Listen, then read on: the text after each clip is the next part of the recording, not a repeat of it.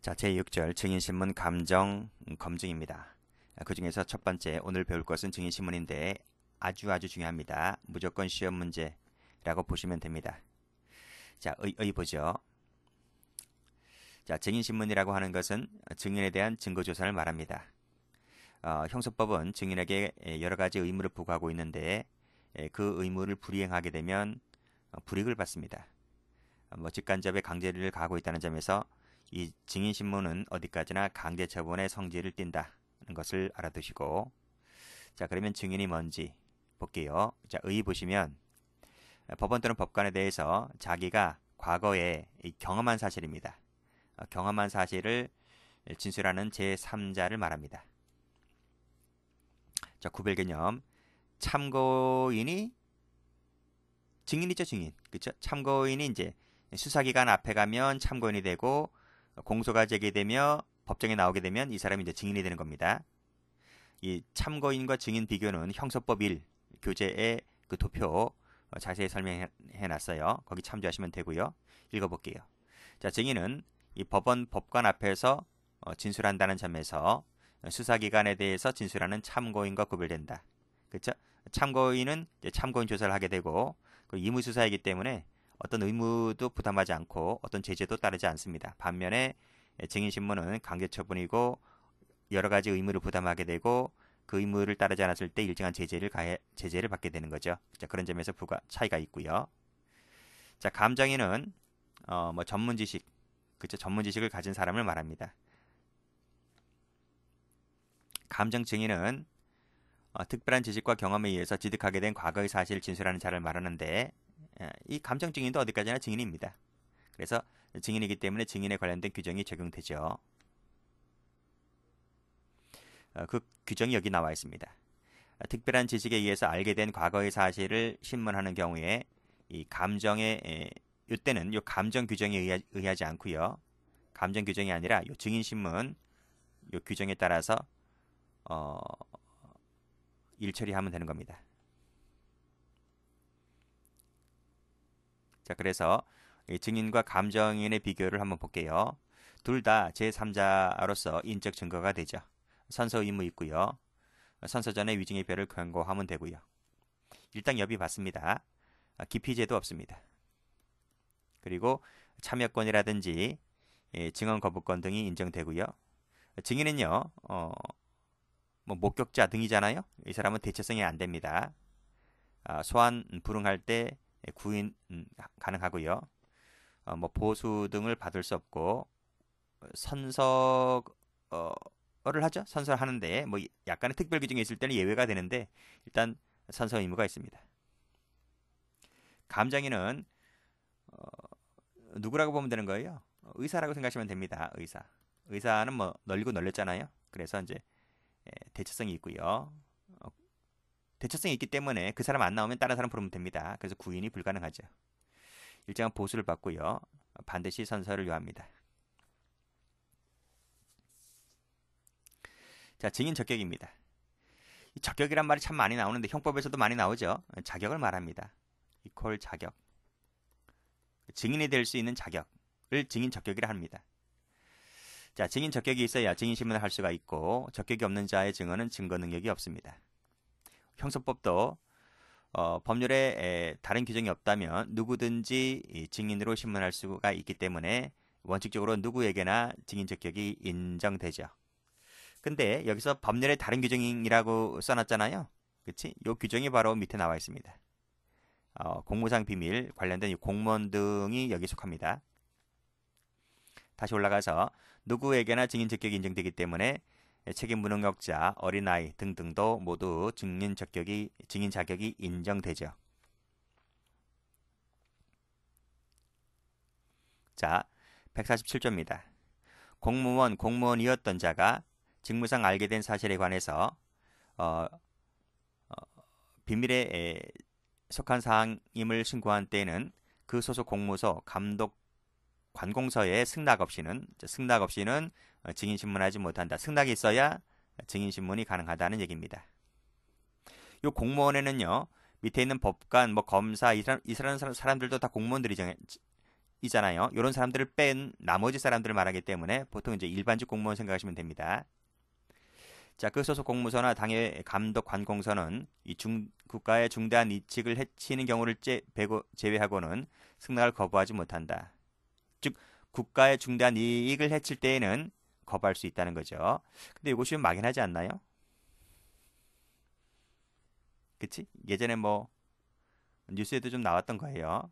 어디 뭐 압수수색 하러 갈 때, 뭐 또 증인 출석하러 갈 때 요 조항을 내세우고 못 나가겠다라고 하는 건데 국가의 중대한 이익을 해친다는 것이 좀 욕먹을 만한 개념이잖아요. 어쨌든 간에 현행법이 그렇습니다. 승낙이 있어야 증인 신문 가능하고 그렇더라도 국가의 중대한 이익을 해칠 경우에는 해칠 경우는 승낙을 거부하게 되는 거죠. 자, 그런 내용 등이 있습니다. 자, 증인 자격이 인정되지 않는 사람들 좀 볼게요. 당해 사건에서의 법관, 검사, 사무관 당연히 안 되죠. 뭐 변호인, 그 해당되는 피고인 옆에 있어야 되기 때문에 증인 적격 안 됩니다. 당해 피고인 당연한 거죠. 그리고 조심할 것은 공범인데 공범인 공동 피고인. 공동 피고인이 우리 형법에서도 배우는데요. 공동 피고인은 여기 있듯이 공범인 공동 피고인이 있고요. 뭐 절도를 같이 했다, 살인을 같이 했다 이렇게 생각하시면 됩니다. 공동 피고인 그리고 공범이 아닌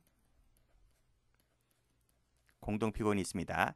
사건은 비슷한 경우도 있지만 완전 딴판 모르는 사람들도 있잖아요. 그치? 뭐 사건이 약간 달라도 되는데 소송 절차의 뭐 경제성이라든지 뭐 등등의 이유로 이제 같이 별개의 사건이지만 같이 한꺼번에 몰아서 재판하는 경우도 있습니다. 그래서 공범인 공동 피고인은 증인 적격이 없지만 공범이 아니 다시 한번요. 공범인 공동 피고인이라 할지라도 원칙적으로 증인 적격이 인정되지 않습니다. 그런데 예외가 있어요. 뒤에 나오지만 소송 절차가 분리가 됩니다. 분리가 되면 그때는 증인 적격이 있어요. 분리가 된다는 말이 무슨 말입니까? 분리가 된다는 말은 공범이라 할지라도 먼저 잡히는 놈이 있고 뭐 1년, 2년 후에 잡히는 놈이 있잖아요. 그러면 먼저 잡히는 놈은 먼저 재판을 받는 것이고 먼저 형이 확정될 겁니다. 그쵸? 근데 나중에 잡히는 놈은 이제 1심, 2심이 진행될 텐데 일단 먼저 재판이 확정되고 깜빵에 가 있는 자가 이제 공범이 재판 받을 때에 이제 형이 확정된 그 자는 이제 공범 재판 받을 때 나와서 증인 출석할 수 있다는 겁니다. 그런 내용이 바로 이제 소송 절차가 분리가 되었다라고 얘기를 합니다. 그리고 공범자 아닌 사람은 당연히 증인 적격이 없어요. 자, 이렇게 필기하시면 되겠네요. 자, 그리고 검사도 좀 받으시면요. 검사가 이제 수사 검사가 있고 공판 검사가 있는데 여기서 말하는 당해 사건이라고 하는 것은 이 공판 검사를 말합니다. 아시겠죠? 공판 검사는 이제 기소권자니까요. 이 사람은 이제 당사자가 되죠. 당사자가 되기 때문에 제3자가 아니기 때문에 이 사람은 이제 증인 적격이 없는 것이고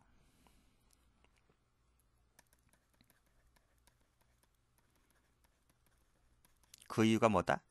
이 사람은 피고인과 더불어서 공판 절차의 당사자이기 때문에. 그러나 수사검사는요. 당사자가 아니죠. 이 사람은 수사만 한 사람이기 때문에 이 사람은 당사자라 부를 수 없어요.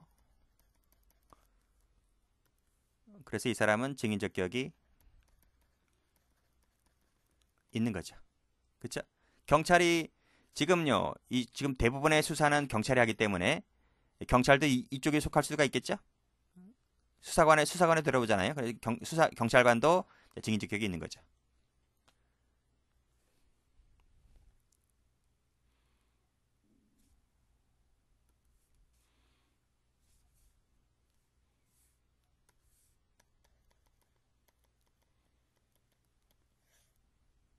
일로 들어온다고. 일로. 수사같이. 이 사람은 증인 적격 있다, 이렇게 보시면 되겠습니다. 자, 증인 적격이 인정되는 사람들을 좀 봅니다. 자, 말씀드렸듯이 공범인 공동피고인이라 할지라도 분리가 되면 가능합니다. 자, 판례. 자, 공범인 공동피고인은 피고인 지위에 있기 때문에 원칙적으로 증인이 안 돼요. 그렇지만 이 공범인 공동피고인이라 할지라도 분리가 되면 가능하다고 했습니다. 형법 시간에 나오는 판례 등이죠.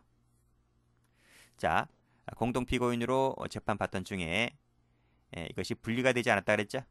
분리가 되지 않았기 때문에 증인 적격이 없다. 그래서 증인만이 저지를 수 있는 위증죄를 범할 수가 없습니다. 자, 그럼 이때 판례도, 자, 피고인 지위는 공동피고인은 증인이 될 수 없지만 예외적으로 분리가 되면 가능하다 했습니다.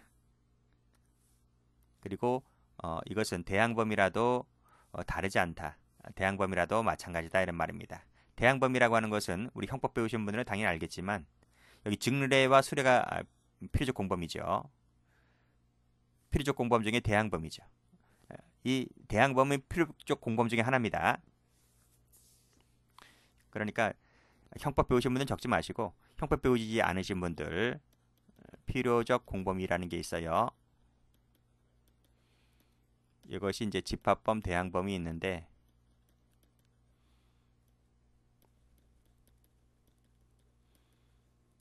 합동범이라는 것도 있지만 그런 건 뭐 여러분 몰라도 되고요.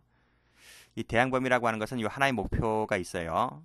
목표가 있을 때 방향을 왼쪽에서 또는 오른쪽에서 이렇게 가담하는, 이걸 대항범이라 하고, 집합범이라고 하는 것은 이 하나의 목표를 향하여 집합에 있는 모든 사람이 이렇게 한쪽 방향으로 움직이는 것을 말합니다. 그것이 이제 집합범이고, 이건 대항범이고, 이 증례와 수례가 여기 대항범에 속하죠.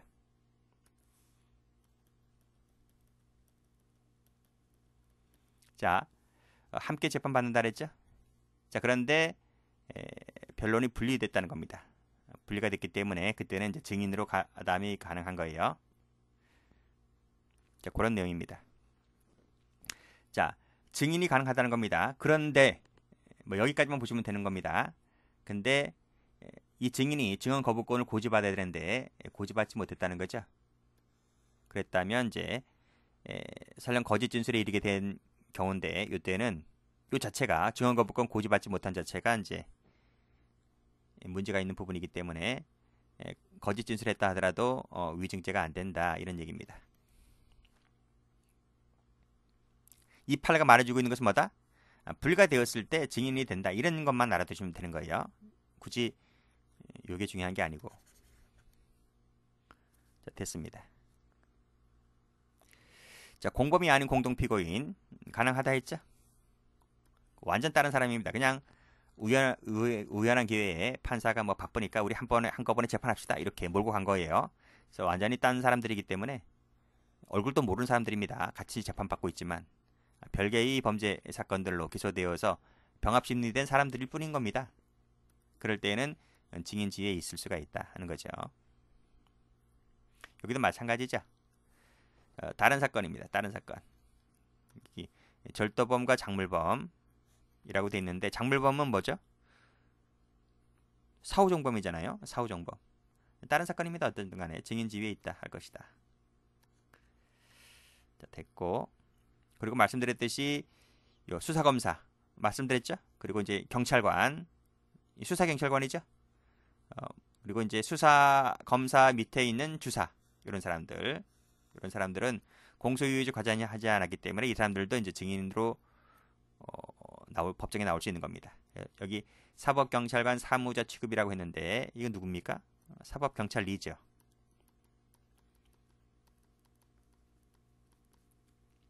증인이 될 수 있다. 자, 다음 판례도 현행범을 체포한 요 경찰관 있죠?